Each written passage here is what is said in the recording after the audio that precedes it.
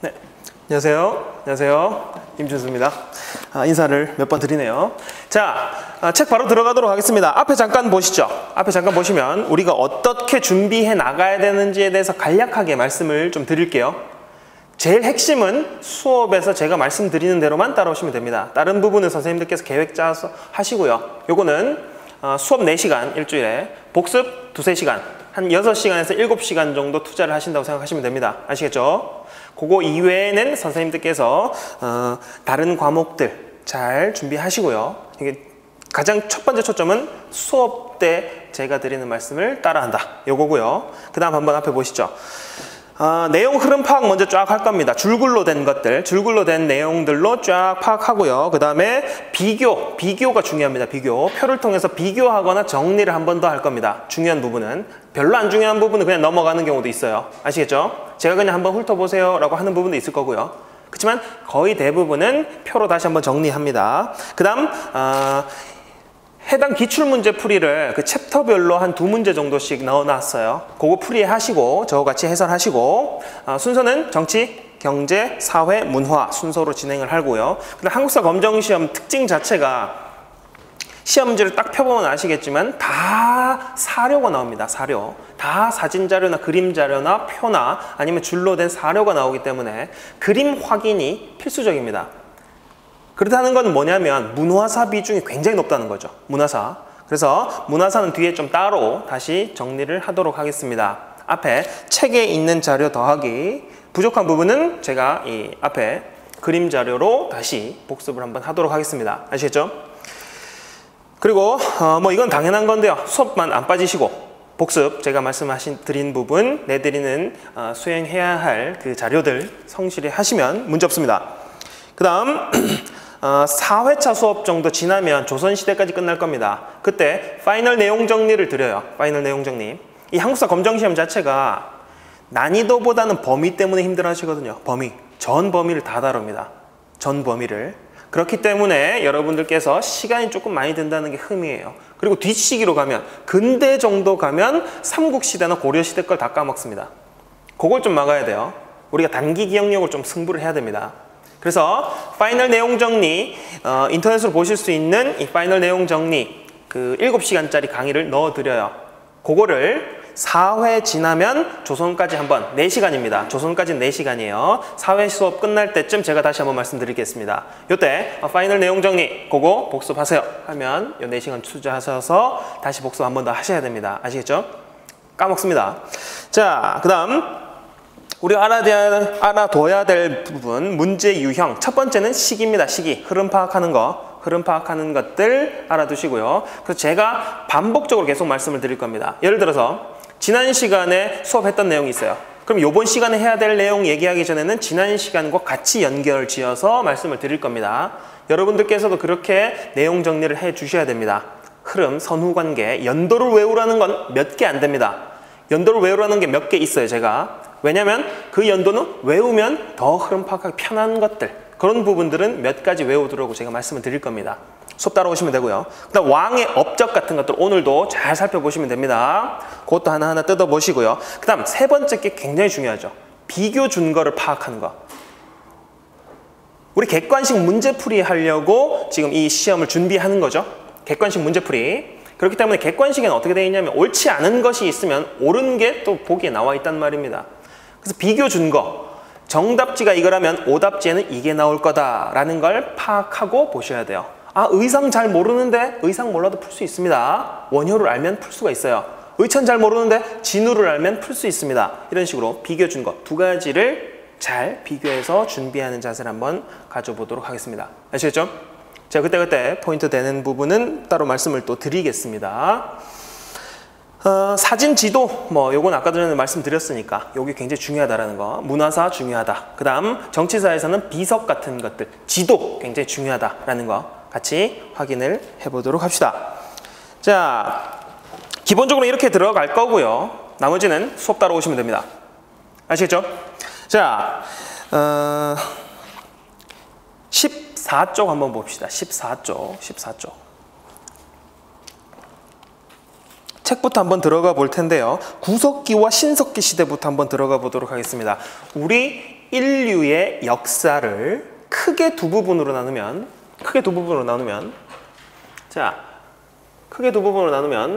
문자로 기록되기 이전과 이후로 나눌 수가 있죠. 이전을 선사시대라고 우리가 얘기를 했었고요. 앞선 역사로 기록되기 이전 시기, 선사시기. 선사시기라고 하면 우리가 오늘 공부할 구석기, 신석기를 얘기합니다. 구석기, 신석기. 그리고 청동기 이후부터 철기, 지금도 철기입니다. 지금도 가장 많이 쓰이는 금속은 철이에요. 그래서 지금까지를 역사시대라고 얘기를 했었죠.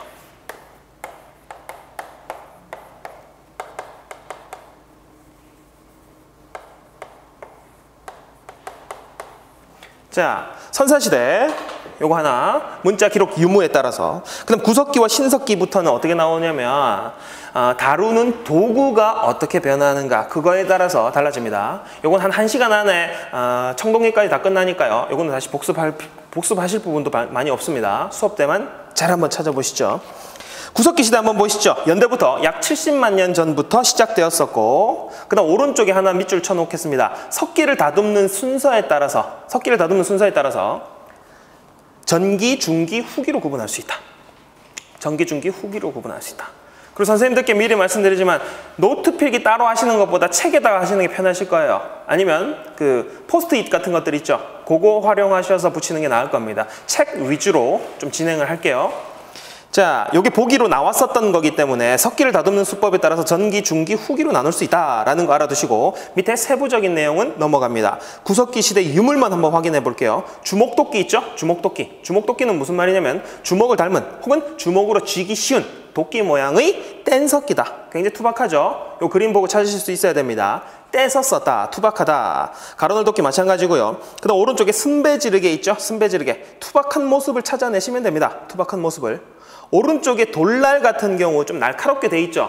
그렇다고 해서 갈아서 만든 거 아닙니다. 이거 조각이 나눠진 거니까 요거 보시고도 구석기, 뗀석기 유물이구나 알아두시고요. 밑에 선사시대 할 때 가장 막히는 부분이 어디냐면 이 유적지를 다 외워야 하는가. 외우지 않아도 됩니다. 외우지 않아도 지금까지 기출됐던 문제들이 모두 풀립니다. 유적지는 몰라도 돼요. 하지만 알면 더 편할 수 있기 때문에, 헷갈릴 수 있기 때문에 몇 가지만 한번 살펴볼게요. 상원 검은모루 동굴 있죠? 동굴 한번 동그라미 해보시죠. 상원 검은모루 동굴만 한번 동그라미 해보겠습니다. 자, 이 구석기 시대에는요, 농사를 안 지었죠. 이동생활을 합니다. 여기 있는 열매 다 따먹으면 저쪽 가서 또 열매 찾아 먹어야 돼요. 집을 잘 지을 필요가 있었을까요? 없죠. 그래서 거주지가 동굴 혹은 강가에 그냥 나무 하나 이렇게 비탈 져가지고 그늘만 마련해 놓는 막집을 짓고 살았습니다. 그래서 동굴 나오면 어디라고요? 동굴 나오면 일단 구석기. 상원 검은모루 동굴은 우리나라에서 최초로 이제 구석기 유적지가 발견된 곳입니다. 북한 쪽이에요, 북한 쪽. 그 다음 공주 석장리 있죠, 공주 석장리. 여기가 이제 남한에서 최초로 출토된 건데요. 이게 일제강점기 때 출토가 됐습니다. 일제강점기 때. 그래서 일본 놈들이 인정을 안 해줬어요. 인정을 안 해줬어. 왜 인정을 안 해줬느냐? 우리나라는, 조선은 굉장히 타율적인 국가이기 때문에 구석기, 신석기 이런 게 나온 게 아니라 그냥 원시, 야만인들이었는데 중국에서 문화가 전수됐고 일본에서 전수됐다. 이렇게 주장하기 위해서 구석기 유물을 부정했었습니다. 자, 뭐 기억 안 하셔도 좋습니다. 그 다음 요 위에 있는 2번에 연천 전곡리 있죠? 연천 전곡리. 이 연천, 경기도 연천에 가면은 미군 부대가 있습니다. 미군 부대. 지금도 많죠? 자, 그럼 구석기 문화 유적이 우리나라에서 언제 최초로 발견이 됐느냐? 일제강점기 때는 부정됐었고, 이 연천 전곡리 일대에 있는 미군 부대가 있었습니다. 미군 부대가. 거기서 미군 병사가 자기 여자친구하고 한탄강 일대를 거닐다가 산책을 하다가 커피를 한 잔 마시려고 돌을 모아놓고 모닥불을 피웁니다. 그리고 커피물을 끓이고 있었는데 이 병사가 미국에 있을 때 참전하기 전에 전공이 고고학자였어요. 고고학. 그래서 딱 보니까 이거 많이 보던 구석기 유물 같은데? 그래서 사진을 찍어서 미국에 있는 교수님한테 보냈습니다. 그러니까 답장이 오기를 이거 구석기의 대표적인 유물인 애슐리안 주먹도끼다. 그게 판가름이 나서 이 우리나라에 구석기 유물이 존재했다라는 것이 학계의 발표가 됩니다. 혹시나 다른 부분 헷갈리시면 동굴 찾아보시고요. 그 다음에 연천, 경기도 한탄강 옆에 미군 부대 많지, 거기서 구석기 처음 발견됐지, 이렇게 찾으셔도 됩니다. 하지만 문제는 유적지 몰라도 풀린다는 거. 뒤로 넘어가서 보겠습니다. 자, 이 지도가 나왔어요. 이 지도, 이 해당 유적지에 해당되는 시대의 사회상을 고르시오. 이런 문제들이 나옵니다. 그러면 여러분들께서는 연천, 가운데 있는 연천, 파주, 군부대 있는데 여기서 고고학 전공했던 미군이 찾아냈지? 요거 생각해 보시면 되고요. 밑에 구석기 시대 유물 한번 보시죠. 사냥용, 조리용 됐습니다. 긁게, 밀게, 자르게 이런 것들이 있었고 5번에 체크해 놓으시죠. 5번에, 괄호 5번에 체크해 두시고 1번, 동굴이나 강가의 막집에 거주했다. 왜 그랬을까요? 농경이 시작되지 않았기 때문에. 농경이 아니라 채집 경제. 그리고 이동 생활을 했기 때문에 집이 필요 없었다. 동굴에 살았다. 아니면 강가에서 물고기 잡아먹다가 지치면 나무 하나 걸터놓고 그 그늘에서 살았다. 그 다음 2번에 이동생활과 무리생활을 했는데 평등사회입니다. 평등사회. 계급이 발생하려면 어떻게 돼야 될까요? 지금 현대사회에서 계급이 있습니까? 없다고는 하지만 우리도 어느 정도는 알고 있죠. 눈에 보이지 않는 경제적인 격차. 이 경제적인 격차가 계급을 만드는 겁니다. 그래서 이때는 아직 경제적인 격차가 없어요. 왜? 보이는 족족 따먹기 바쁘니까. 재산이라는 게 없어요. 사유재산이라는 게. 그게 언제 생기느냐. 농사 바로 시작했을 때도 없어요. 신석기 때도 없고 청동기 때부터 재산, 사유재산 개념이 생겨납니다. 그러면서 청동기 때 평등사회에서 벗어나서 계급사회로 나가게 되는 거죠.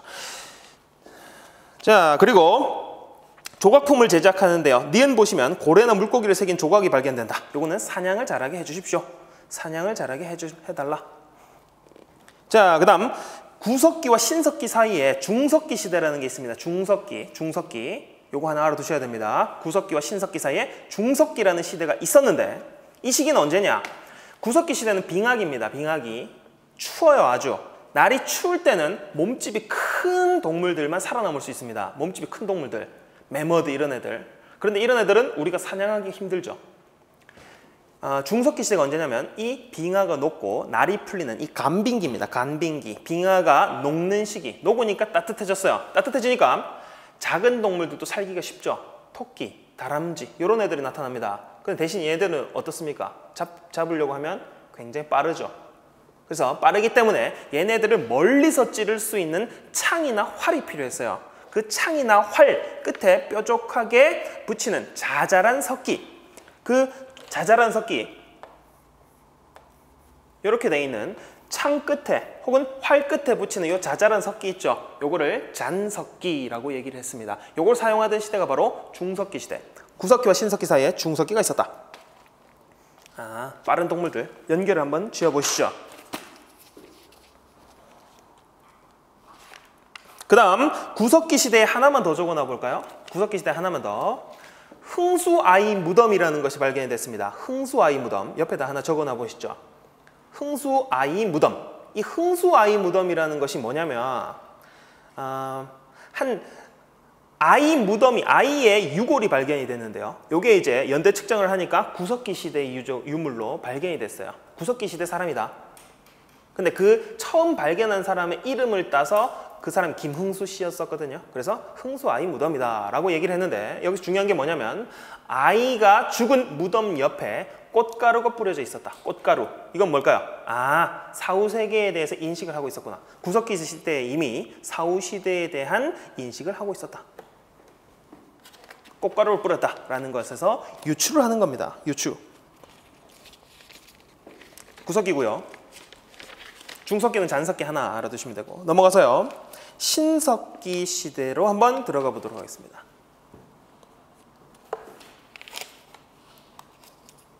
신석기 시대.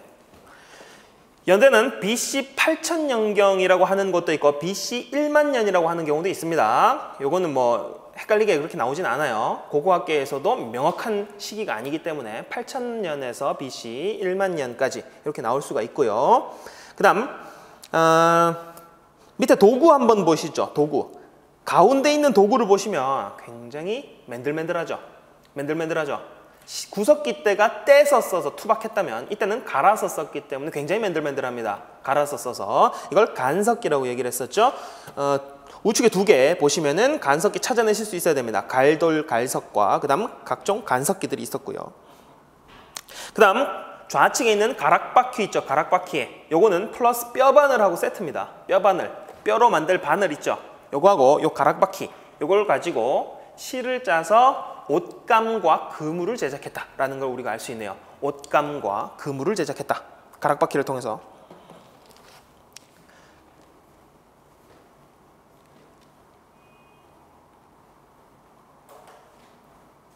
선사시대는 수업 시간에 끝내실 수 있습니다.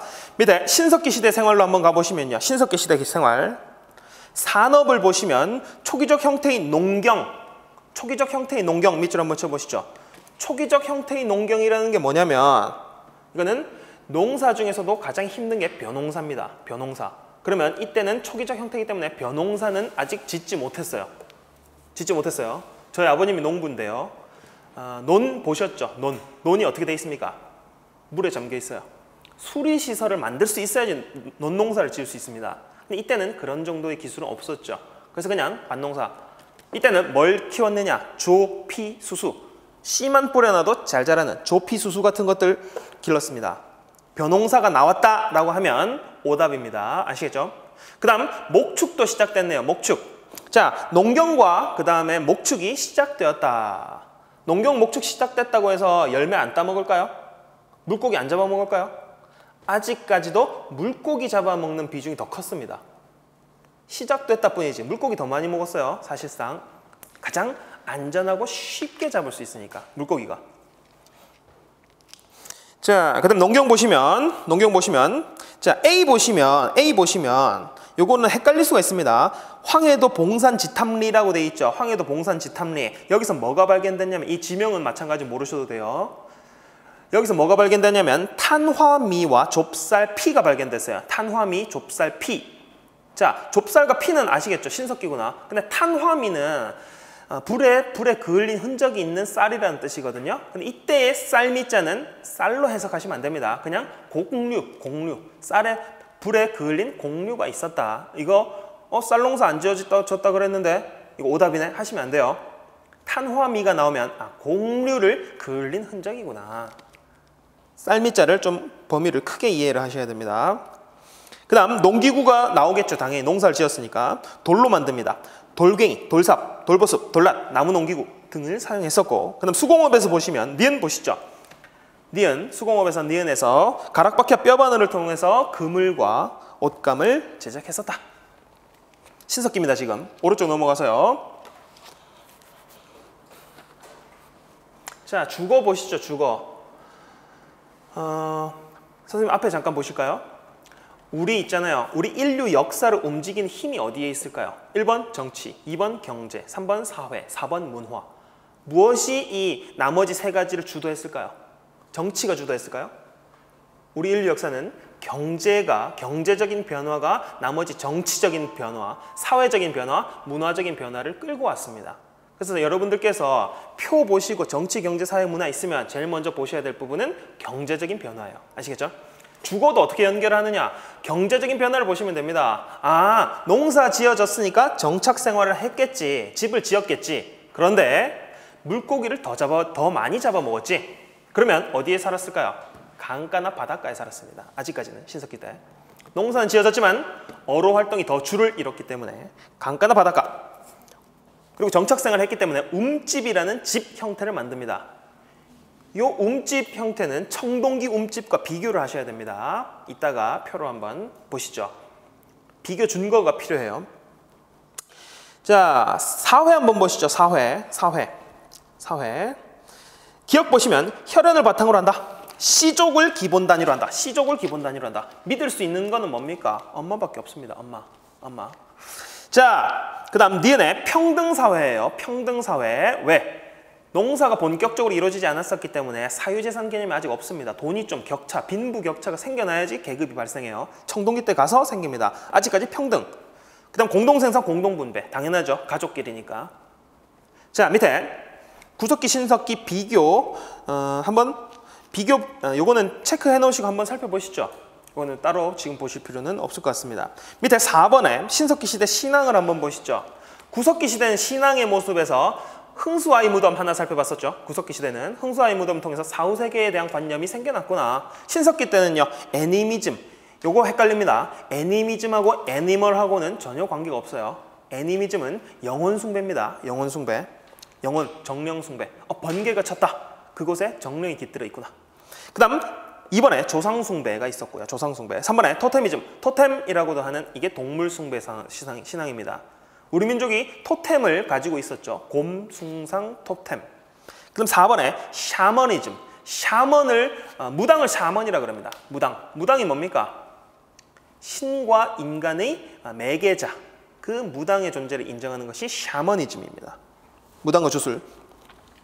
5번에 신석기 시대 예술 보시면은 그림만 한번 보시죠. 조개 껍데기 가면이 있죠. 요건 대왕조개입니다. 조그만한 조개가 아니에요. 대왕조개. 얼굴에 쓸 수 있는 거. 구멍 뚱뚱 뻥뻥 뚫린 게 이게 눈입니다. 눈. 자, 조개 껍데기 가면을 썼다. 그 다음 오른쪽에 칠해거리, 동물 뼈를 장식품으로 사용했었다. 요거 나오면 신석기 찾으시면 됩니다. 어떻게 연결할까요? 이거 주로 누가 썼을까요? 샤먼들이 주로 썼겠죠. 샤먼. 무당들이 주로 썼겠죠. 연결을 좀 지어보시고요. 그럼 선사시대 유적집 지도 한번 볼까요? 선사시대 유적지도 하나만 알아봅시다. 서울에 저기 강동구 암사동에 가면 움집 유적터가 있습니다. 움집 유적지 복원해놓은. 그래서 서울만 한번 동그라미 해놓으시죠. 서울 암사동. 유적지 몰라도 나머지 내용 다 알고 있으면 풀 수 있습니다. 서울만 체크해 놓으세요. 자, 뒤로 넘어가서 청동기 들어가 보도록 하겠습니다. 이때부터는 우리가 어느 정도 실체를 명확하게 알 수 있습니다. 명확하진 않지만 어느 정도는 유추해 볼 수 있습니다. 왜냐? 구석기와 신석기 같은 경우에는 문자로 기록이 안 됐기 때문에 100% 유추입니다. 100% 유추. 그런데 청동기부터는 기록이 남아 있어요. 한번 보시죠. 자, 청동기 유물을 한번 보겠습니다. 시기 필요 없고요. 유물. 저하고 같이 보시는 부분이 있죠. 수업 시간에. 그 부분은 이렇게 표시를 조금 해놓으세요. 그래야지 체크 안 된 부분은 다 안 보셔도 됩니다. 아시겠죠? 자, 청동기 시대 유물 보시면은 청동기 시대가 됐다고 해서 석기를 아예 사용 안 하느냐? 그건 아닙니다. 왜요? 청동 아시죠? 청동. 굉장히 무른 금속입니다. 그리고 청동이라는 금속 자체가 굉장히 귀해요. 그래서 농사 짓거나 이럴 때는 여전히 석기를 씁니다. 아까 전에 신석기 시대에도 농사 지을 때 나무 농기구도 썼었죠. 그것처럼 청동기 됐다고 해서 돌 아예 안 쓰는 것, 이런 거 아닙니다. 자, 석기 반달돌칼 한번 보시죠. 반달돌칼 오른쪽 페이지에 있습니다. 그림 한번 확인하시고요. 반달돌칼 이거 농사 짓는 겁니다. 구멍 뚱뚱 뚫린 거 있죠. 여기다가 끈을 맵니다. 끈을 매서 손목에 거는 거죠. 손목에 걸어 넣었다가 이삭을 자를 때 이렇게 베는 그 반달돌칼입니다. 반달돌칼. 대표적인 청동기 유물이죠. 이걸 보고 뭘 할 수 있습니까? 청동기 때도 농기구는 돌을 썼다. 돌. 자, 그 다음 청동기 2번에 대표적인 청동기가 바로 비파형 동검입니다. 비파형 동검.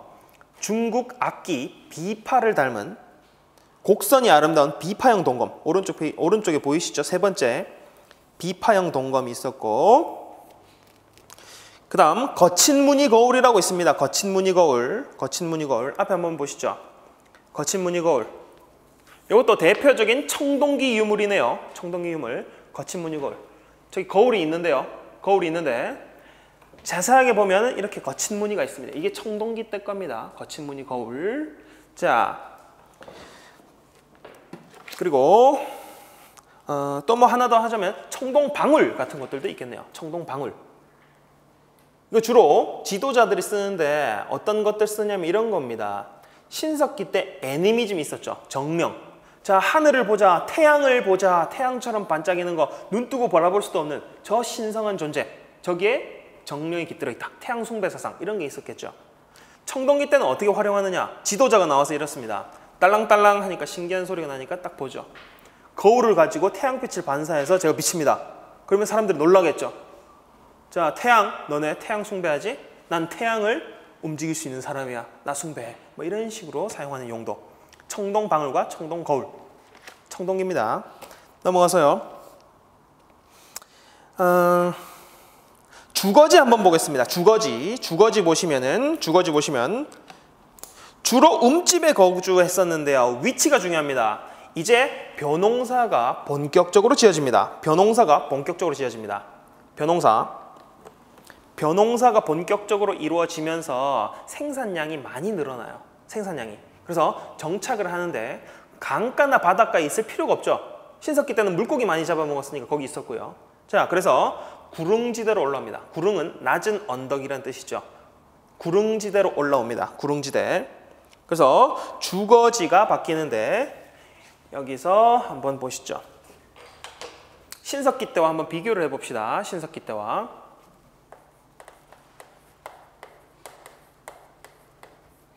신석기 때 움집은 원형 바닥입니다. 원형. 바닥이 원형이다.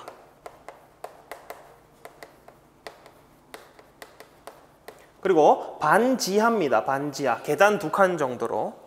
반지하. 그리고 화덕이 가운데 있었죠. 화덕이 가운데 있었고.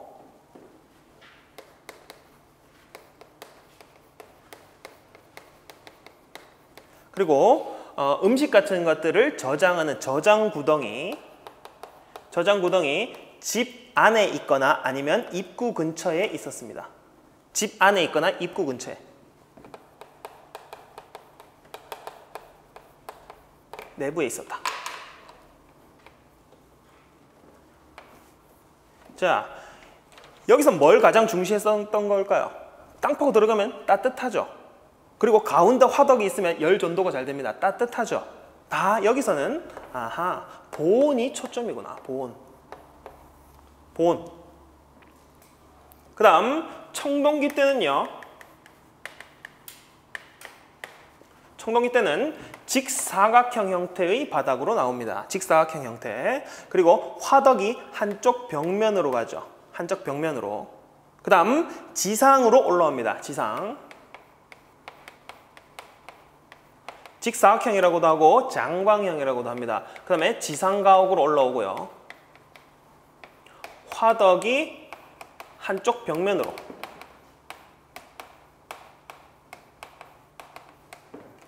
그 다음 저장구덩은 집 밖으로 갑니다. 집 밖에 따로 저장구덩을 마련해 놨어요. 요건 뭘까요? 왜 이랬을까요? 청동기 때부터는 이때부터는 보온이 아니고 따뜻해. 이제 보온 말고 이동 공간 확보. 공간 확보가 중요해졌다. 화덕 한쪽 벽으로 가. 저장구덩 나가. 지하로 가지 말고 지상으로 올라와. 됐습니까? 초점만 알아두시면 됩니다. 보온에 맞췄구나. 공간에 맞췄구나.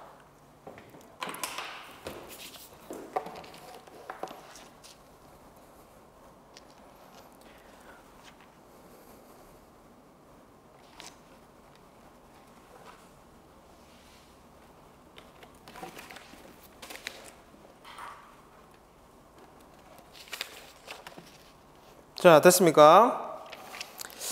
그 다음 무덤 보시죠. 무덤 보시면 이제 사회부터 한번 봐야 되겠네요. 사회의 동그라미 2번 보시죠. 사회의 동그라미 2번만. 사유재산 제도가 생겨났다. 사유재산 제도가 생겨났고 그 다음 계급이 발생했다. 사유재산이 생겨나니까 빈부격차가 생겨났죠. 그래서 곡식 많이 남아있는 사람과 곡식 없는 사람이 많은 사람 밑으로 들어가면서 계급이라는 것이 발생을 합니다. 계급사회. 옆에 화살표 한번 해보실까요? 이 계급이 좀 더 분화돼서 계급의 끝에 누가 올라갔느냐? 군장이라는 지도자가 생겨납니다. 군장. 군자는 무리 군자죠. 무리군. 장은 우두머리고요. 그래서 무리의 우두머리를 자처하는 세력들이 나타났었다. 그게 이제 누굽니까? 가장 큰 세력을 형성했었던 사람이 단군 왕검이었었죠. 청동기 국가입니다. 그러면 이렇게 지도자가 생겨났기 때문에 위로 올라가서요. 무덤으로 올라가서 무덤 양식이 생깁니다. 무덤. 무덤이 생기는데 고인돌과 돌널 무덤이 생기죠. 고인돌 한번 보시죠. 고인돌.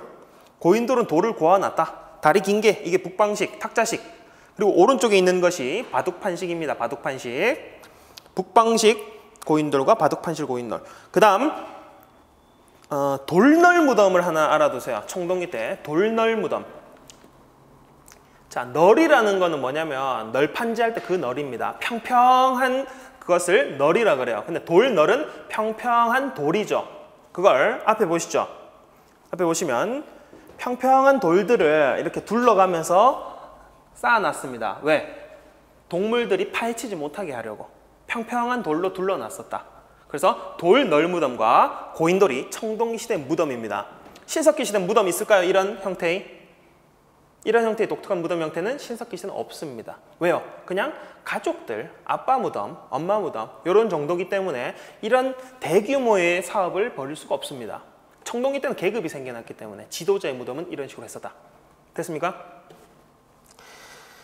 자, 그리고 토기 한번 보시죠.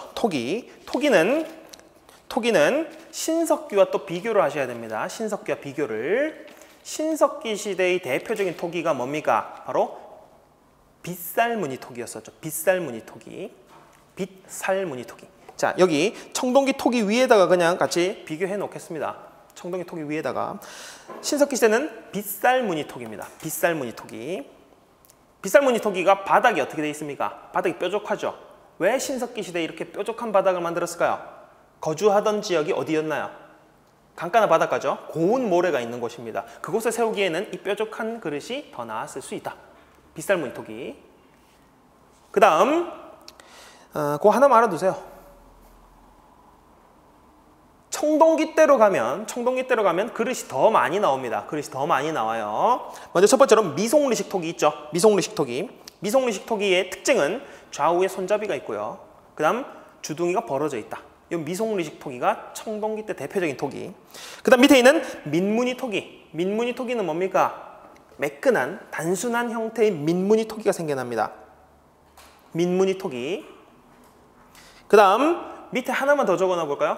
붉은 간토기라고 해서 붉은색 점토로 만든 토기가 유행을 합니다. 붉은 감토기. 이 세 가지를 알아두세요. 미송리식 토기, 민무늬 토기, 그리고 붉은 간토기. 신석기 때는요. 신석기 때는 빗살무늬 토기와 그 다음 여기에 청동기가 민무늬 토기죠. 신석기 때도 이런 심플한 스타일이 있긴 했어요. 근데 아직 청동기 정도 세련되지 못했다. 그래서 시기가 조금 이르다. 이른 민무늬 토기가 신석기 때 유행을 합니다. 이른 민무늬, 신석기. 그래서 신석기 때는 빗살무늬 토기와 이른 민무늬. 청동기 때는 미송리식 토기와 그 다음 심플한 민무늬 토기, 그 다음 붉은 간 토기. 비교를 하셔서 계속 생각하셔야 돼요. 자, 그럼 넘어가겠습니다. 한눈에 쏙쏙쏙 한번 보시죠. 뒤로 넘어와서 20쪽. 한눈에 쏙쏙쏙 보시면 위에 있는 건 됐고요. 밑에 있는 거 두 번째 별표에만 체크 하나 해두시죠. 자, 신석기 시대의 집터 보시면 어떻습니까? 둥글죠? 찾을 수 있겠나요? 화덕 가운데 있죠? 지하로 내려갔죠? 찾을 수 있겠죠? 오른쪽에 있는 청동기 시대의 집터 보시면 직사각형 형태 맞습니까? 그리고 지상으로 올라왔죠? 이거 보고 찾으실 수 있어야 됩니다. 그 다음 이번에 이제 초기철기로 넘어가 봅시다. 초기철기. 자, 신석기 설명은 청동기와 비교를 했습니다. 그 다음 청동기는 또 초기철기와 비교를 하셔야 돼요. 이걸 왜 초기철기라고 하는지는 아시겠죠? 지금도 철기입니다. 그래서 초기철기라고 하는 것은 고구려, 백제, 신라 이 삼국이 나오기 이전입니다. 초기철기. 초기철기. 지금부터 한번 살펴보시죠. 초기철기. 철기를 사용했다. 첫 번째 1번 보시면 철제 농기구를 사용합니다. 자, 청동기 때는 농기구 뭐 썼나요? 돌 썼나요? 청동기 썼나요? 돌 썼었죠. 돌, 반달돌, 칼 썼었죠. 근데 철기에는 철을 농기구로 사용했었다. 그 다음 철제 무기를 사용합니다. 철제 무기. 요거 두 개를 한번 묶어볼까요? 철제 농기구를 사용하면 생산량이 늘어나죠. 철제 무기를 생산하면 힘이 세집니다. 그러면 정복전쟁이 활발하게 일어나요. 한번 적어보시죠. 철제 농기구와 철제 무기가 사용되면 정복전쟁이 활발하게 일어난다. 그래서 수많은 국가가 생겨납니다. 국가가 우리가 지금부터 배울 부여, 고구려, 옥저, 동해, 마한, 진한, 변한 이런 다양한 국가들이 생겨나는 시기가 언제라고요? 초기, 철기. 고조선은 청동기 국가입니다. 고조선 청동기. 자, 초기 철기입니다. 철기가 되면요. 오른쪽에 보시죠. 오른쪽에 3번. 철기가 어디서 전래됐을까요? 북쪽에서 내려왔었겠죠? 중국 쪽에서 들어옵니다. 중국 쪽에서. 이따가 배울 거예요. 고조선 때 들어오는데. 이따가 배울 텐데요. 그래서 중국과 교류를 했기 때문에 철이 들어온 겁니다. 그래서 초기 철기에는 뭐가 나오냐? 중국과 교류했다라는 증거가 다양하게 나와요. 중국과 교류했다는 증거가 다양하게 나옵니다. 첫 번째로 붓이 발견돼요. 붓 발견. 여기서는 두 가지 알 수 있죠. 붓은 한자를 사용했구나. 한자. 한자 사용했다는 것은 중국과 교류했구나. 한자 사용과 중국과의 교류. 이 두 가지 사실을 알 수 있는 것. 붓입니다. 그 다음 4번에 중국 화폐가 다양하게 발견이 됩니다. 명도전, 오수전, 반량전 같은 것들 중국 화폐가 다양하게 발견이 됩니다. 명도전 보시죠. 세 번째 있는 거. 명도전. 빛나는 칼을 닮은 돈. 이 칼처럼 생겼죠? 명도전. 명도전이 초기 철기에 중국과의 교역을 보여주는 겁니다. 그다음 오수전, 반량전도 이 중국에 사용되던 화폐예요. 반량전 같은 경우에는 과거에는 보통 이랬습니다. 뭐냐면 화폐가 어떤 식으로 가격이 책정되냐면 이 화폐를 만드는 데 쓰는 금속 있죠. 이 금속의 무게만큼의 가치를 가지는 거예요. 그러니까 이 반량전이라는 것은 이 금속 반량 정도의 가치를 가진다. 한 량이 아니라 반량 정도의 가치를 가진다. 이래서 반량전입니다. 명도전, 오수전, 반량전. 요거는 중국과 교류가 있었다. 그 다음 5번에 체크 하나 해두시죠. 괄호 5번에 독자적인 한반도의 청동기 제작 기술 발달. 독자적인 한반도의 청동기 제작 기술 발달. 시기를 알아두셔야 돼요. 한반도의 청동기 기술은 초기 철기에 발견됩니다. 초기 철기에 발달이 된다. 요거 헷갈립니다. 왜요? 청동기가 들어와서 한반도 스타일로 되려면 시기가 좀 지나야 되겠죠. 그래서 우리 스타일화 되는 시기가 바로 초기 철기입니다. 초기 철기. 자, 앞에 한번 보시죠. 보통 자, 비교를 한번 해보겠습니다. 이게 청동기 때 대표적인 유물인 비파형 동검입니다. 청동기. 초기 철기가 되면 한반도 스타일로 되죠. 그러면 좀 더 실용적으로 세련되게 가는 세형 동검이 되죠. 가늘 세자, 세형 동검.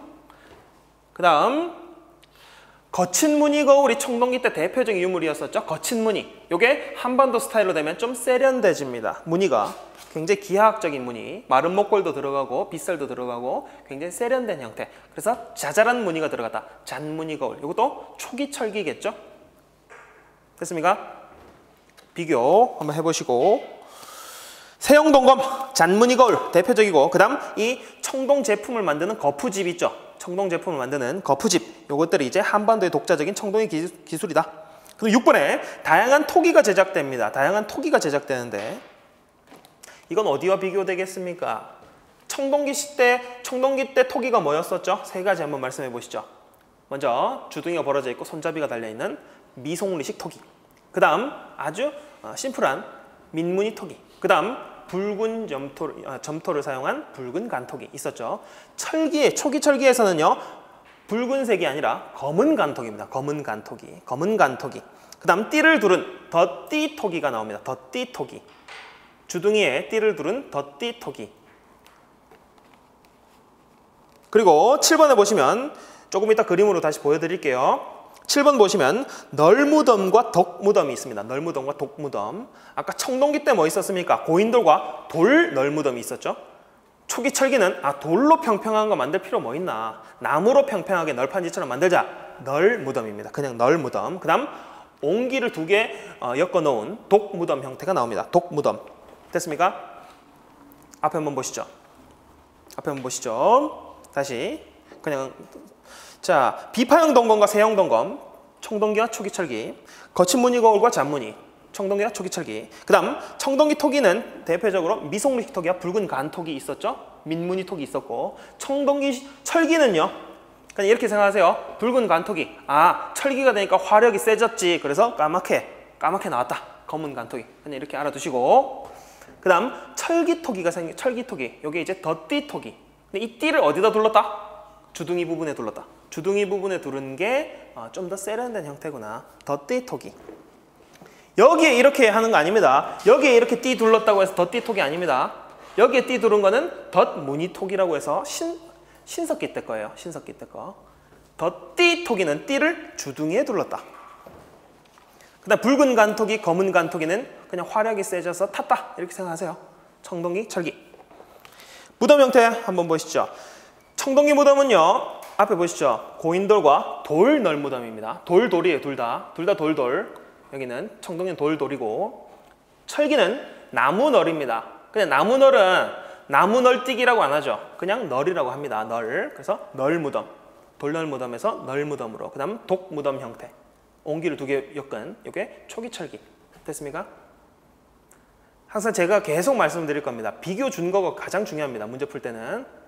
청동기 시대의 무덤 양식 물어봐 놓고 신석기 때 무덤 양식도 없지만 물어보지 않습니다. 토기도 마찬가지예요. 청동기 시대를 물어보고 오답지에는 신석기나 초기철기 나오겠죠. 초기철기를 물어본다. 그러면 신석기보다는 청동기, 토기와 비교를 하겠죠. 헷갈리니까. 자, 그런 점을 좀 유의해가지고 계속 보겠습니다. 8번, 족장의 권력이 강화되었다. 1번 보시면 선민사상이라고 있습니다. 선민사상. 선민사상.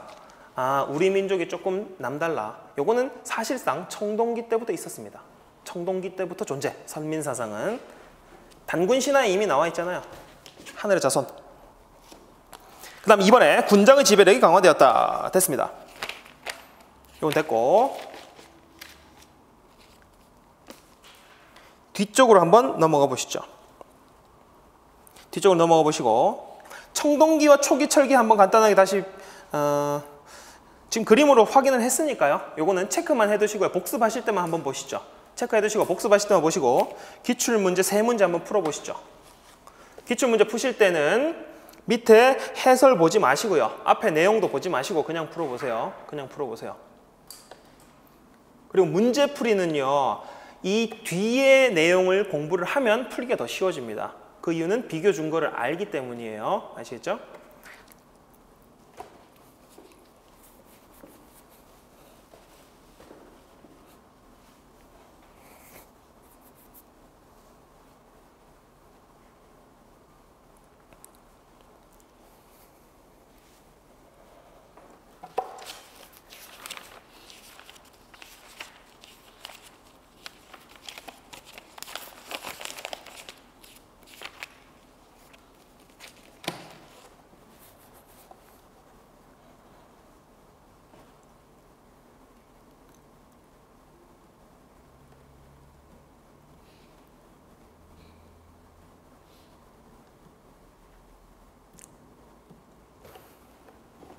선생님께서는 책 없이 그냥 수업 들으실 건가요? 예전에 준비 좀 하셨어서.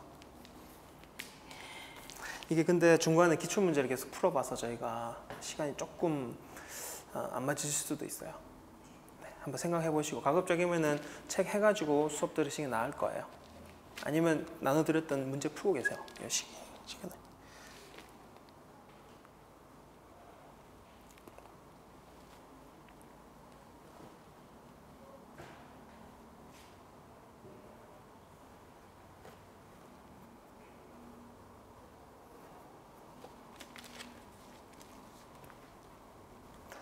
자, 다시 한번 같이 한번 풀어보도록 하죠. 같이 한번 풀어보겠습니다. 1번 문제 보시면은 1번 문제가 굉장히 안 좋은 문제입니다. 사료를 안 봐도 풀 수 있는 문제예요.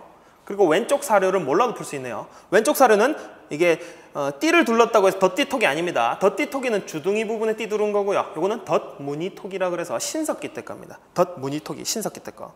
그리고 오른쪽에 조개 껍데기 가면과 칠해거리가 있네요. 아, 신석기 찾으실 수 있겠죠. 기억 보시면 주로 해안이나 강가에 움집을 짓고 살았다. 맞죠? 신석기 때 농사는 지었지만 물고기를 더 많이 먹었다. 이번에 무리를 이루어 큰 사냥감을 찾아 이동생활은 구석기 때죠. 농사 안 지었던 구석기 때. 디귿 옷이나 그물 제작과 같이 원시적인 수공업 생산. 맞죠? 요걸 알 수 있는 유물이 뭡니까? 가락바퀴와 뼈바늘이죠. 가락바퀴와 뼈바늘. 가락바퀴와 뼈바늘. 그 다음 리얼엠 전문 장인이 출연하였으며 사유재산과 계급이 나타나게 되었었다. 자, 사유재산과 계급이 나타난 시기는 청동기네요. 답은 2번이 되겠네요. 제가 왜 이게 안 좋은 문제라고 그랬냐면 두 개를 찾아야 되는데 기억 디귿만 신석기고 나머지는 구석기 하나, 청동기 하나니까 보기만 봐도 풀 수 있는 문제였네요. 넘어가서요. 2번에 자, 강가나 바닷가에 위치했고 오른쪽 그림을 보니까 반지하에 화덕이 가운데 있는 그리고 둥근형의 바닥을 띄고 있는 신석기 유물터네요. 신석기. 1번 주목도끼는 구석기. 청동 거울과 민무늬 턱이 밑에도 청동기라고 나와 있으니까 청동기고요. 갈판과 갈돌, 요게 간석기를 만들었었던 신석기. 3번에 좌측에 보니까 중국 악기 비파를 닮은 비파형 동검이네요. 청동기 때네요. 기억, 돌무지 덧 널무덤. 아직 안 배운 내용입니다. 안 배운 내용 나오면 보류하세요. 보류. 돌무지 덧 널무덤. 요거는 이제 신라시대의 양식입니다. 신라시대. 신라의 주된 무덤 양식인데 아직 안 배웠으니까 그냥 놔두세요. 실전에서 문제 푸실 때도요. 모르는 내용이 나온다. 그냥 놔두세요. 나머지 내용으로 풀 수 있는 경우가 거의 대부분입니다. 2번. 미송리식 토기 제작했었다. 미송리식 맞지? 청동기 때 대표적인 토기. 철로 만든 농기구.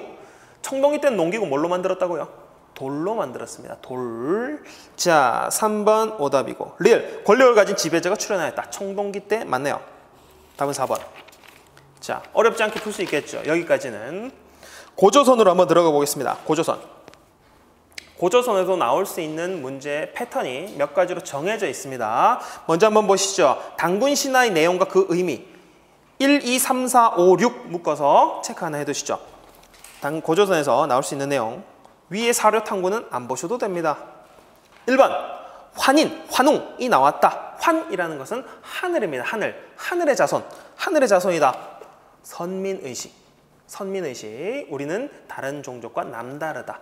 모든 국가의 건국신화에 이 선민사상이 들어가 있습니다. 그 다음 인간 세계를 널리 이롭게 해달라는 홍익인간 이념이 들어가 있고요. 그 다음 세 번째 풍백우사운사. 구름과 비와 바람을 데리고 왔다. 이건 뭘 의미합니까? 농사 지을 때 필요한 거죠. 농경사회.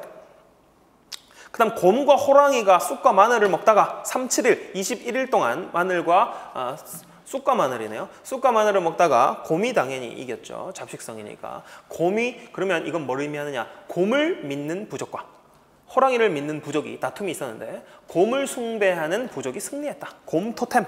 토테미즘. 그 다음 환웅과 웅녀의 결혼을 한번 보시죠. 환웅은 어디서 내려왔습니까? 하늘에서 내려왔죠. 웅녀는요. 원래 그곳에 있던 사람. 하늘에서 내려온 사람은 우리가 유축컨대 뭐라고 보냐면 북방계통의 민족이라고 봅니다. 하늘에서 내려왔다. 북쪽에서 내려왔다. 웅녀는 그곳에 살던 사람. 그래서 고조선을 이주민 세력과 북방계통의 이주민 세력과 토착 세력 간의 결합으로 파악을 합니다. 5번에. 이주민 집단과 토착 세력 간의 결합. 자, 6번 보시면 단군 왕검이라고 있죠. 단군 왕검은 사람 이름이 아닙니다. 사람 이름이 아니에요. 요건 직책명입니다. 직책명. 1대 단군 왕검, 2대 단군 왕검 이런 식입니다. 단군 따로, 왕검 따로예요. 원래는. 단군은 제사장, 왕검은 정치적 지도자. 근데 이 사람을 이런 호칭을 한 사람에게 다 불렀으니까 혼자 뭐 했다는 겁니까? 혼자 제사장도 하고 정치 지도자도 하고. 자, 그래서 재정일치사회라는 것을 알 수 있게 한다. 단군 왕검. 재정일치사회. 됐습니까? 밑에 한눈에 쏙쏙쏙은 여기 했던 내용 반복입니다. 안 보셔도 됩니다. 1, 2, 3, 4, 5, 6 보시면 되고요. 넘어가서 고조선의 세력 범위를 한번 보겠습니다. 고조선의 세력 범위는 뭘로 유추를 할 수 있냐면 출토되는 유물로서 유추를 합니다. 뭐냐? 이번에 고조선의 세력 범위를 확인할 수 있는 유물들. 고조선 동그라미 해보시죠. 고조선은 청동기 국가죠. 청동기 시대에 나타난 우리나라 최초의 국가. 고조선, 청동기. 그러면 청동기 유물을 찾으면 될 거 아닙니까? 청동기 시대니까 고인돌, 청동기 시대 무덤이죠. 고인돌. 그 다음 미송리식 토기, 청동기 시대 토기죠. 그 다음 디귿에 비파형 동검, 이것도 청동기 시대죠. 또 하나 더 뭐 있을까요? 거울, 거친 무늬 거울. 이런 것들 출토되는 범위가 고조선의 영역 범위구나. 고조선의 영역 범위구나. 고인돌, 미성능 식토기, 비파형 동업. 저와 같이 안 보는 내용들은 안 보셔도 됩니다. 넘어가서요.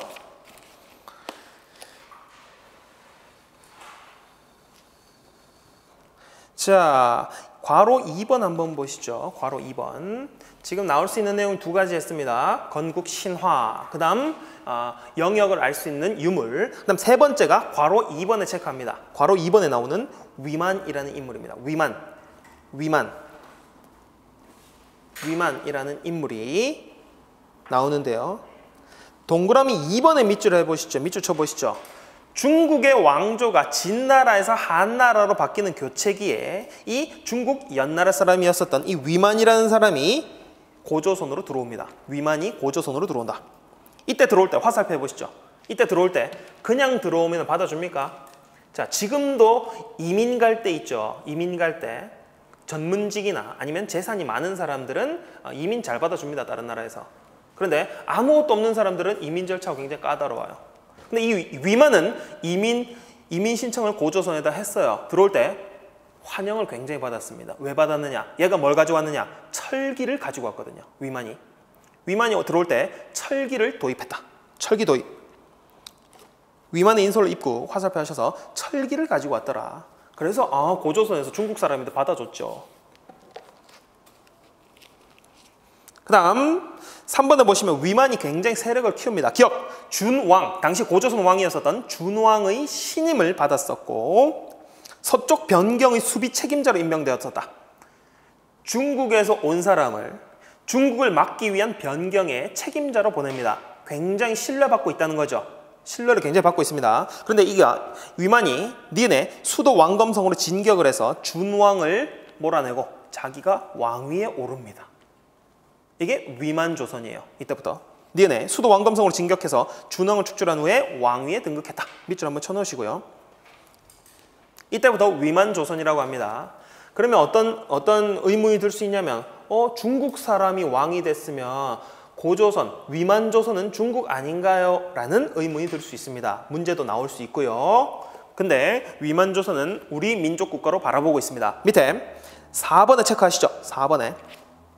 동그라미 4번에 체크하시고 위만을 우리 민족으로 볼 수 있는 당군조선을 계승했다고 볼 수 있는 근거가 몇 가지 있죠. 기억 보시면 고조선으로 들어올 때 처음 들어올 때 상투를 틀고 들어왔습니다. 상투를 틀고 조선인이 즐겨 입었었던 흰옷을 입고 있었다. 조선옷, 그 다음 상투를 틀고 있었다.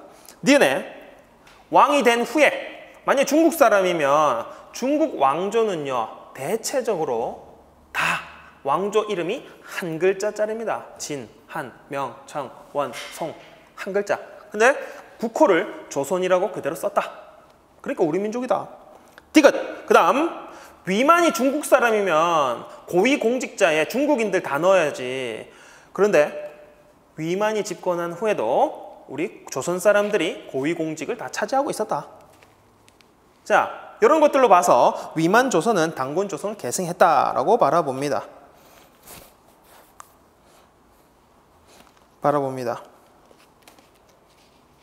오른쪽 넘어가서요. 보시는 것만 보시면 됩니다. 저 보시는 것만. 아시겠죠? 보시는 것만 보시면 돼요. 괄호 3번. 고조선의 강성에서요. 동그라미 3번만 체크해 놓으시죠. 동그라미 3번. 위만조선은 굉장히 잘 나갔습니다. 어떻게 잘 나갔느냐? 중개무역에 참여해서 잘 나갔습니다. 중개무역은 뭡니까? A, B 국가 사이에서 조정하는 역할. 차익을 남기는 그런 형태의 무역이죠. 중개무역. 이 중개무역을 통해서 고조선이 위만조선이 아주 융성했었다. 한나라와 그다음 한반도 남쪽 지역에는 진이라는 정치체가 있었거든요. 우리가 배우진 않을 겁니다. 진이라는 정치체가 삼한 이전에 있었어요. 그 진이라는 정치체와 중국의 한나라를 연결해주는 중개무역으로 아주 잘 먹고 잘 살았습니다. 위만조선이. 됐습니까? 위만 나올 수 있는 것 철기를 도입했다. 그 다음 중개무역으로 번성했다. 그 다음 우리 민족으로 볼 수 있는 우리 민족 국가로 볼 수 있는 근거가 다양하게 있다. 됐죠? 넘어가서요.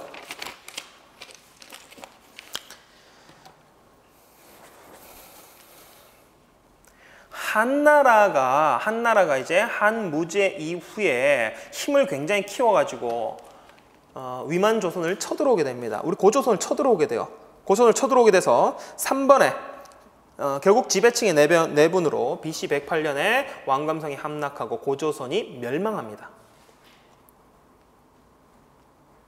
그냥 단편적으로 알아놓으셔도 돼요. 동그라미 3번에 있는 지배층의 내분으로 BC 108년 왕감성 함락, 단편적으로 멸망한 건 누구한테? 한나라에 의해서 멸망했고, 중국 한나라에 의해서 멸망했고, 한나라가 고조선을 멸망시킨 이후에 자기들의 지방 행정구역을 세웁니다. 4개의 군을 세워요.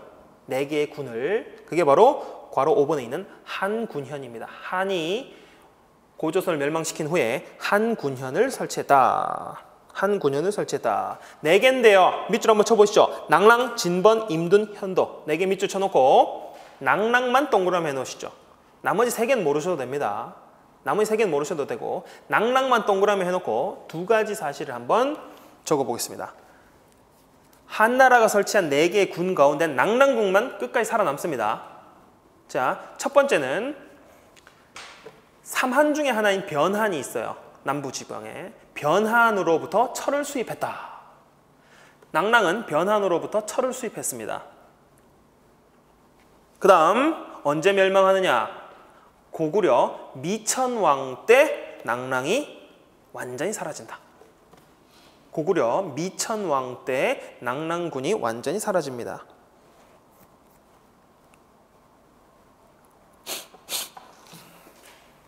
두 가지 사실. 흐름을 한번 쭉 생각을 해보세요. 지금은 좀 헷갈릴 것도 별로 없습니다. 위만조선이 강성했었다. 중개무역으로. 그러다가 한나라가 융성한 후에 침략을 당해서 멸망했다. 그 후에 4개의 군을 세웠는데 그 중에 3개는 몰라도 되고 하나 낭랑군이 오랫도록 존속을 했었는데 낭랑군은 변한으로부터 철도 수입했었고 그러다가 고구려 미천왕 때 완전히 축출당했다. 그 다음 4번째 한번 보시죠. 4번 한서지리지에 8조법이 있습니다. 고조선에 법이 8개밖에 없었대요. 참 대단하지 않습니까? 고조선에 법이 8개밖에 없습니다. 그만큼 범죄가 없는 국가예요. 고조선은. 언제부터 범죄가 확 늘어났느냐? 이 한군현이 설치된 후부터는 범죄가 굉장히 늘어납니다. 자, 요 8개의 법조항을 통해서 고조선 사회를 한번 파악을 해보시죠. 먼저 첫 번째는 이거죠. 보기가 나올 수 있는 거. 첫 번째는 한서지리지에 8조법이 전해진다. 이게 첫 번째 나올 수 있고 두 번째 보기는 그 중에 3개만 전해진다. 그러니까 이게 뭐냐면 한서지리지에 고조선의 8조법에 대해서 4줄이 적혀 있어요. 한서지리지에. 첫 번째는 뭐라고 적혀 있냐면 8조법이 있었다. 두 번째, 세 번째, 네 번째는 요거 하나씩 대표적인 게 1번 이거, 2번 이거, 3번 이거였다라는 거죠. 자, 봅시다. 사람을 죽인 자는 그 즉시 죽음으로 갚는다. 사람을 죽인 자는 그 즉시 죽음으로 갚는다. 요걸 통해서 뭘 할 수 있습니까? 동그라미 1번 보시면 복수법. 복수법. 너 얘 죽였어? 너도 죽어. 복수법. 그 다음 또 하나 생명을 중시했다. 2번 생명을 중시했다. 두 번째 내용 보시죠. 남에게 상처를 입힌 자는 곡식으로 배상한다. 곡식으로 배상한다. 요거는 뭡니까? 아, 동그라미 3번에 사유재산이 있었구나. 사유재산이 있었구나. 청동기니까. 청동기 국가니까. 그럼 세 번째, 도둑질한 자는 남자의 경우에는 몰입하여 그 집 종이 되고 여자는 걔집 종을 만든다. 속죄코자 하는 자는 50만 전을 낸다. 여기서 뭘 할 수 있습니까? 종, 노비가 있으니까 4번에 신분제, 노비. 그 다음 5번에 50만 전 화폐를 사용했구나. 충분히 유추해 볼 수 있겠죠. 자, 넘어가서 기출 문제 한번 풀어보겠습니다.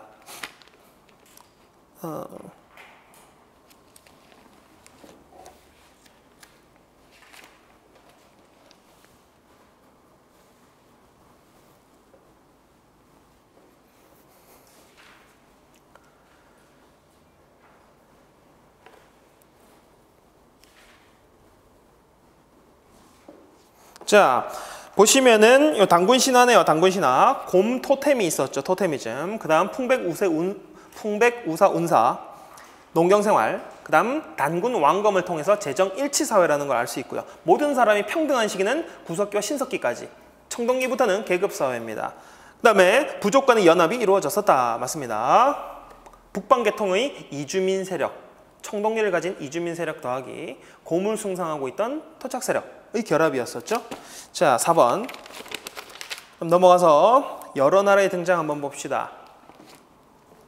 여러 나라가 등장한 시기가 언제라 그랬었죠? 초기, 철기. 왜요? 철제 농기구를 사용하니까 생산량이 늘었죠. 철제 무기를 사용하니까 힘이 세졌죠. 그래서 군사력이 강한 곳이 생산량이 는 국가를 가서 쳐들어가는 형태의 정복 전쟁이 많이 일어납니다. 그래서 무리가 통합이 되고 그 몸집이 커지다 보니까 그게 국가 형태를 띠게 되더라. 초기 철기 모습입니다. 지도 한번 보시죠. 지도 위치만 파악하고 넘어가겠습니다. 제일 위쪽에 보시면 만주 지역에 부여가 있죠. 부여. 그 밑에 고구려. 아, 얘네 둘은 뭔가 좀 연결성이 있겠다. 부여와 고구려 연결성이 있겠다. 왜요? 고구려에서 온 사람 누굽니까? 건국 신화를 보면 고구려 주몽이죠. 주몽.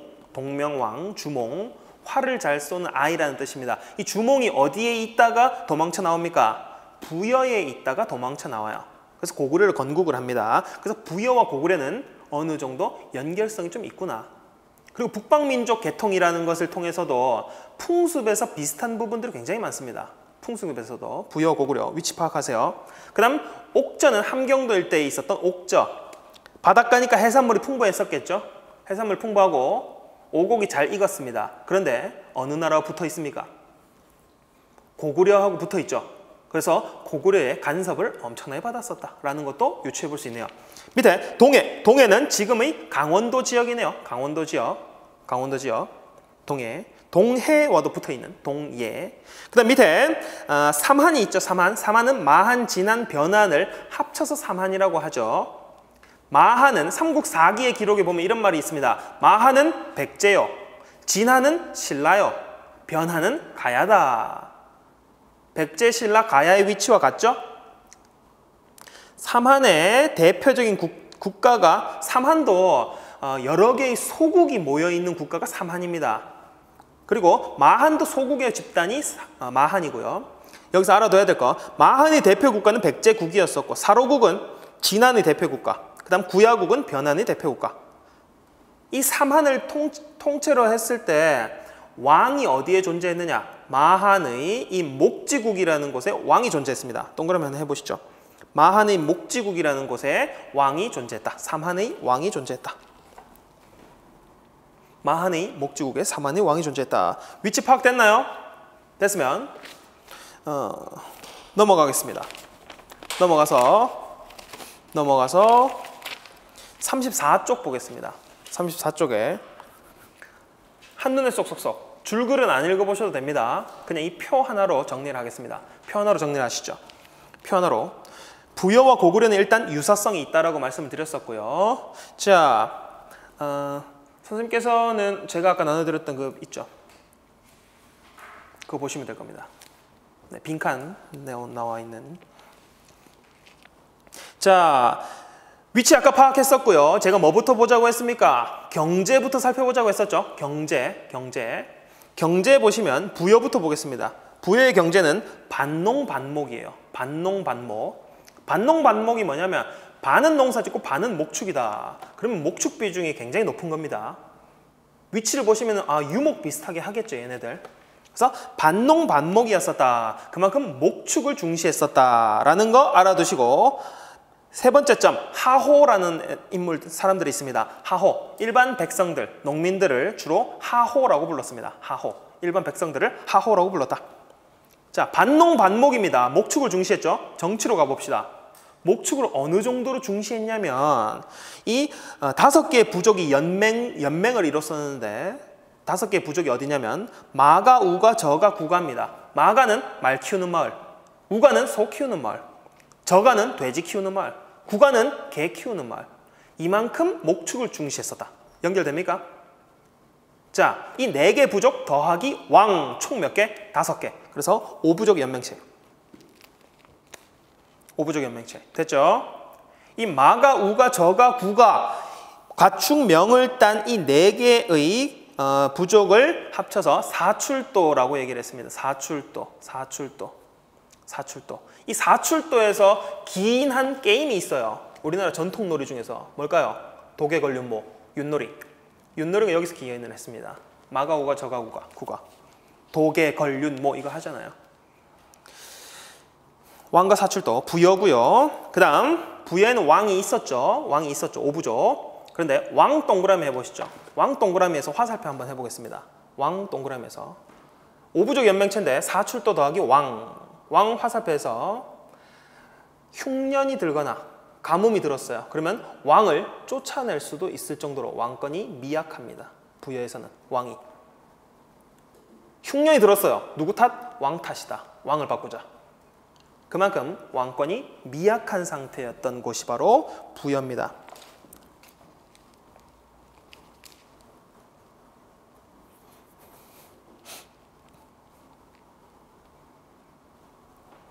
그 다음 제천 행사는요. 일단 왕이 있었으니 제천 행사를 거행을 합니다. 하늘에 제사를 드리는 이 영고라는 제천 행사가 있었습니다. 그냥 외우세요. 이거는 부영고, 영고 됐죠?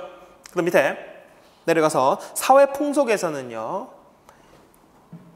순장, 지도자가 죽으면 지도자를 모시고 있던 사람과 껴묵거리 함께 묻어버리는 순장의 풍습이 있었다. 부여고요. 형사취수제는 북방계통의 특징입니다. 북방계통의 특징. 그래서 북방계통에서는 전쟁이 잦습니다. 전쟁이 잦아요. 그래서 남자들이 죽는 경우가 많죠. 우리 형이 전쟁에서 죽었어. 그럼 형수는 과부가 됩니다. 근데 과부는 먹고 살기 힘들어요. 당시에도. 그렇기 때문에 동생이 형수를 책임져주는 형태. 이거는 전쟁이 많기 때문에 나타난 겁니다. 야만적인 형태가 아니고요. 인도적인 형태예요. 이거는 전쟁이 많은 곳에 나타나는 형사취수제. 형이 죽으면 형수를 데리고 산다. 그 다음 우제전법. 소발굽을 불에 그을려가지고 그 균열을 보고 점을 치는 것. 우제전법. 그 다음 일책12법. 도둑질하면 12배로 배상을 해줘야 돼요. 일책12법. 도둑질하면 12배로 배상한다. 일책12법. 이게 부여의 풍습. 일단 은역은 됐고요. 밑에 하나만 적어봅시다. 흰 옷을 즐겨 입었다. 흰 옷을 즐겨 입었다. 이게 부여의 풍습입니다. 됐습니까? 부여. 그 다음 고구려로 가보겠습니다. 고구려. 부여와 고구려는 유사성이 굉장히 많다 그랬었죠. 부여의 정치 형태가 뭐였습니까? 오부족 연맹체였었죠. 고구려도 오부족 연맹체입니다. 정치 보시면 오부족 연맹체. 처음에는 왕권이 미약하다가 점차 중앙집권국가로 발전하게 되었었다. 그 다음 밑에 경제 보시면 약탈경제입니다. 약탈경제. 힘이 세죠? 고구려 힘이 셉니다. 그래서 약탈경제 형태를 취했었고 이 약탈한 작물들을 보관하는 창고가 있었어요. 부경이라는 약탈품을 보관하는 창고. 부경이 있었고 마찬가지로 부여와 마찬가지로 백성들을 하호라고 불렀습니다. 하호. 고구려도 제천행사 있겠죠. 고구려는 굉장히 용맹하죠. 그래서 제천행사 이름 동맹. 이렇게 해서 객관식이니까 외워두세요. 그냥 동맹. 그럼 동맹 밑에다 하나만 적어볼까요? 하나만. 국동대혈에 모여서 시조신에게 제사를 지냅니다. 국동대혈에 모여서. 국동대혈이라는 큰 동굴이 있어요. 그곳에서 시조신, 주몽에 대해서 제사를 지냅니다. 고구려에서는. 그리고 물을 굉장히 숭상했었죠. 사회풍속 보겠습니다. 사회풍속. 부여에 있는 풍속 중에서 순장, 형사취수, 우제전법, 일책12법 이거 묶으세요. 이 네 개를 묶으세요. 순장, 형사취수, 우제전법, 일책12법. 이건 고구려도 동일합니다. 고구려도 동일해요. 그러니까 부여와 고구려를 구분할 수 있는 포인트는 다른 데 있다는 거죠. 문제가 나올 때. 아시겠죠? 순장, 형사취수, 우제전법, 일책12법은 고구려도 동일합니다. 근데 결혼 형태는 좀 독특합니다.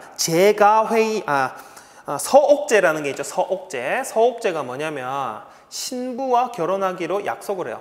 어린 신부와 어린 나이에 신부가 어릴 때 약속을 하고 처갓집으로 들어갑니다. 남자가. 그래서 처갓집 뒤에 서옥이라고 하는 판잣대기 집을 지어요.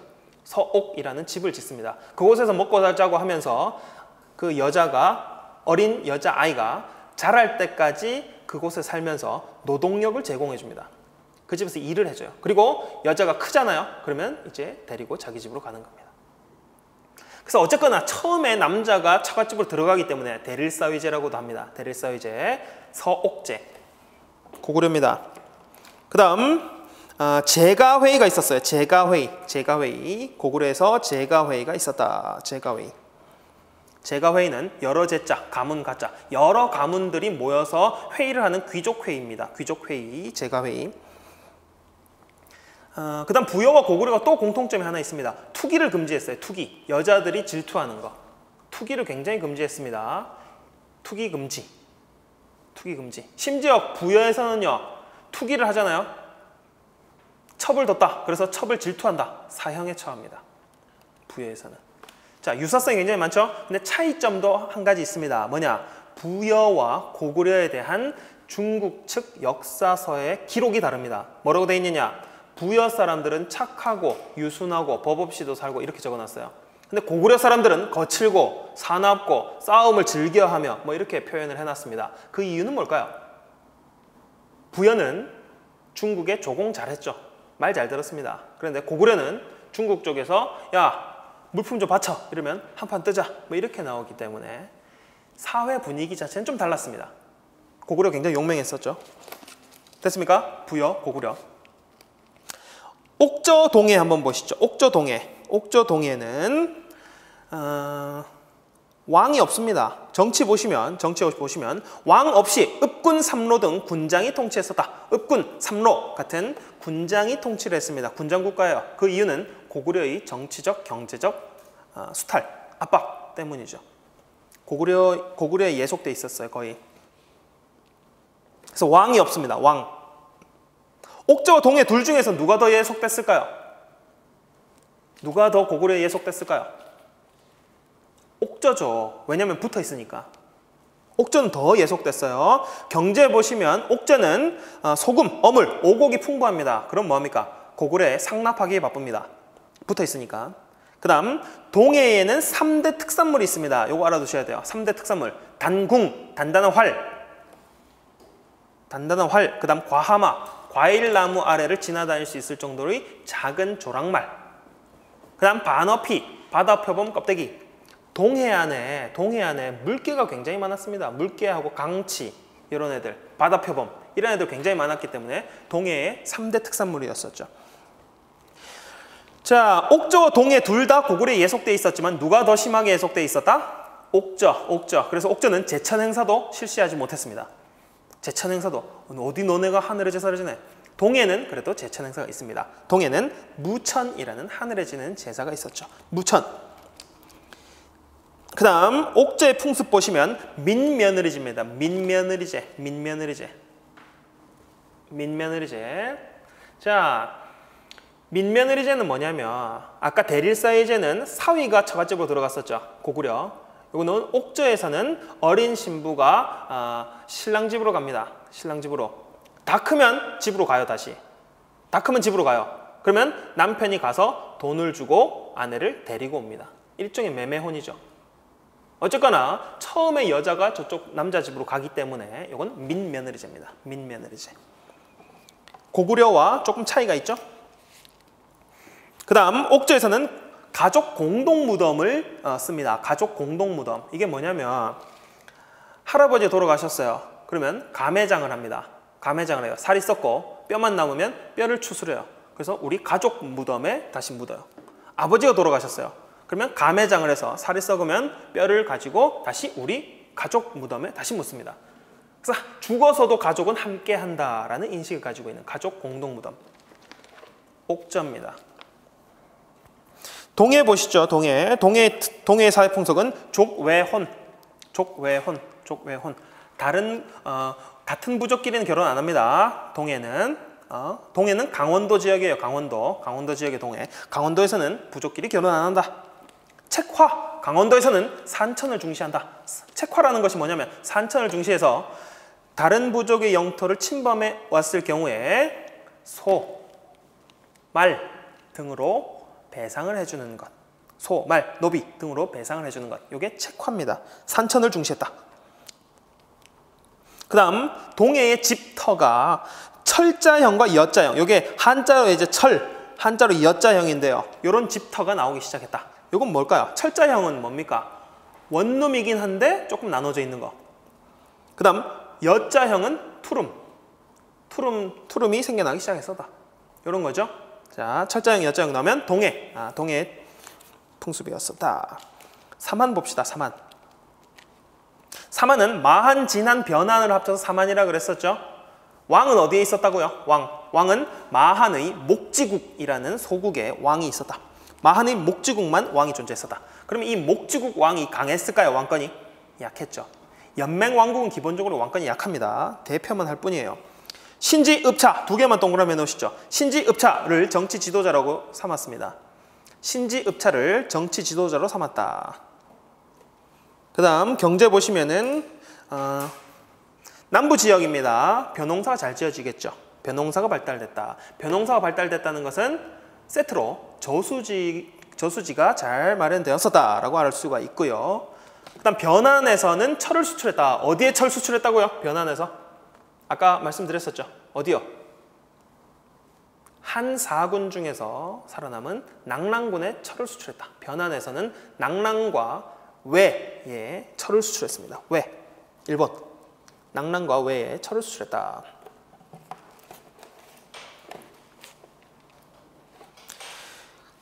그 다음 제천 행사는 5월 수린날과 10월 계절제가 있었습니다. 5월 수린날은 지금의 단오의 기원이 되고요. 지금 단오의 기원, 5월 수린날. 그 다음 10월 계절제는 추석의 기원이 되죠. 지금 며칠 전에 지나갔었던 추석의 기원. 사회풍속 보시면 소도라는 지역이 있습니다. 소도.